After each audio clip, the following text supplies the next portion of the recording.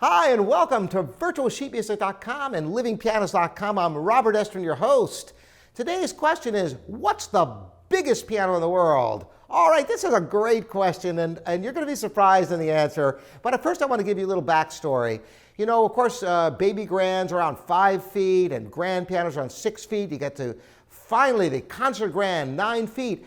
And the largest production piano in the world is the Bösendorfer Imperial Concert Grand at 9.5 feet long.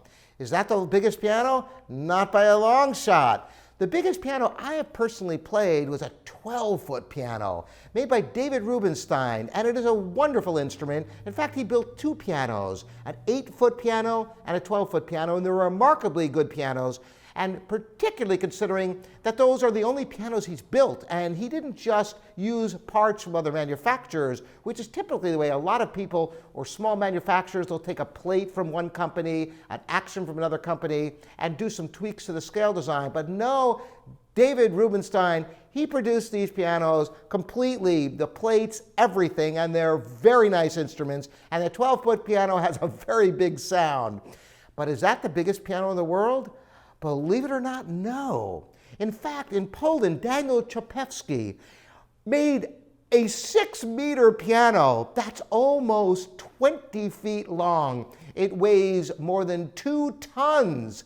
Can you imagine such a thing? Now, I haven't had the opportunity to play this piano, but it is remarkably large. I can't even imagine what it sounds like. Now, does this mean that the bigger the piano, when you get that big, is it going to be better? Not necessarily. There's a lot to the physics of the sound that's involved.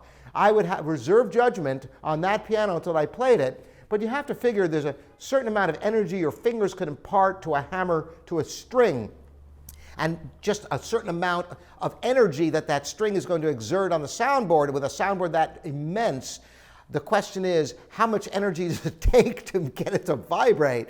I would love to try that piano, but at this point, the biggest piano I've played is David Rubenstein's 12-foot piano, and that is quite an instrument.